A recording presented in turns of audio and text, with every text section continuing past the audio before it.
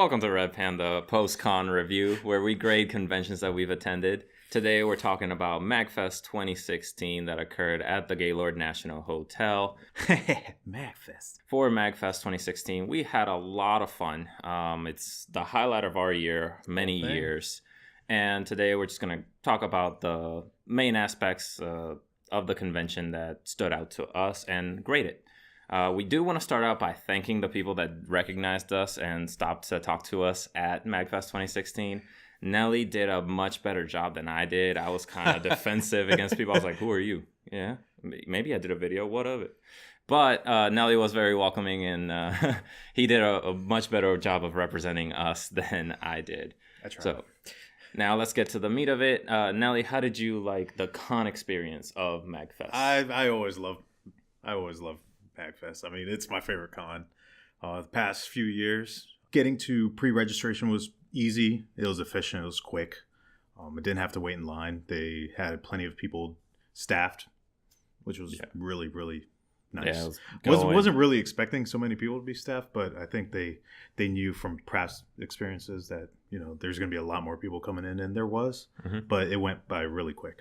They expanded their indie showcase to one giant ballroom, which was something I did not expect or hear about.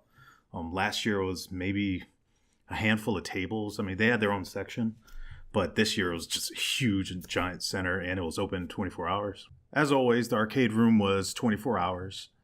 They also expanded it due to Tokyo Attack coming back, but they brought in, Initial D, basically a whole wall of arcade cabs with one big giant projector, Dance Evolution, so you can practice your billion Jubeat machines. All that.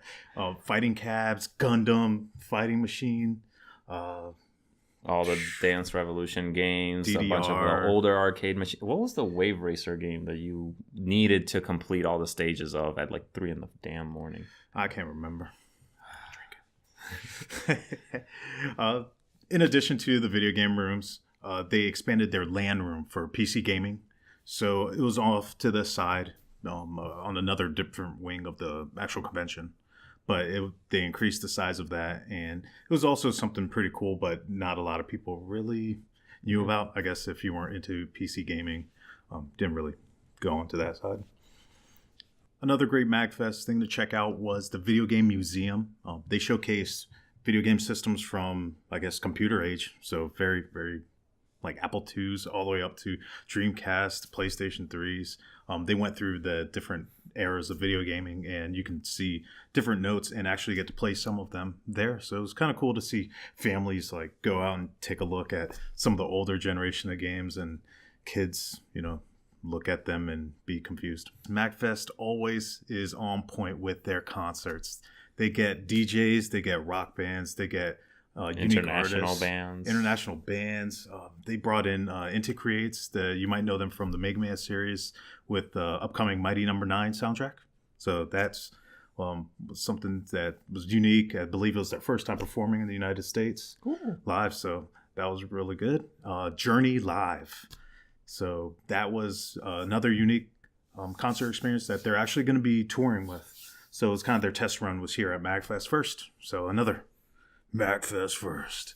DJ Chiptune Raves. They had Friday and Saturday. Chitterbon, Chip Zell, DJ Cutman, Grimecraft. There were so many. James Landino was another highlight. So that was choice. MAGFest, you're doing a great job on that. I expect even more next year. So con experience-wise, they did things better this year than last year. They had everything well organized and proper section and space for all their events, and they were running 24 hours, so you just join in whenever you want. Mm-hmm. In addition to the concerts, they had these jam pods that they would actually section specific areas of the hallways throughout the convention. So you could set up your own DJ gear, or you can go there with a ukulele. I saw some guy just jamming out on that. You could go through there and have a place to perform and have an audience without holding up traffic in public areas. The social experience at MAGFest is always very balanced. Not only do you want to meet people and talk to people, but other people are also inviting and bringing you into your group. And many times walking down the hallway, I was pointed out or called out by other people to come in and join in for just a quick chat, some sort of gimmick.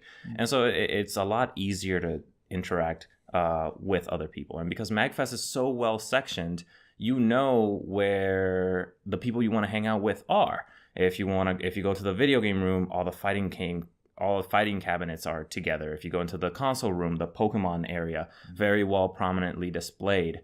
There's the handheld section. There's the tabletop. So there's plenty of clusters. MAGFest is very large, but broken off into small clusters that when you join those small clusters, it's easy to interact with other people because you're not bum rushed by so many big groups or people in groups that are doing their own thing and not paying attention to others.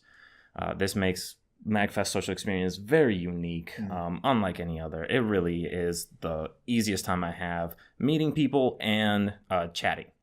It's also great for meeting with old friends without having to make plans. MAGFest, I did not make any plans. There were people from last year that I wanted to see again, and I got to because of those specific areas. I know I go there, they're gonna be there. They were. Yep, exactly. And it was like meeting them all over again, except, you know, a little bit more exciting because you see them, you're like, hey, na na na na. Exactly. So the social aspect of MAGFest, unlike any other, and is always an amazing and comfortable time and inviting. The other inviting part about the MAGFest experience is you don't really need an icebreaker with people, as in you don't need any specific gimmick. Really walking up to people and saying, hello, how are you? How are things going? Leads to easily a 5-minute conversation. Yeah.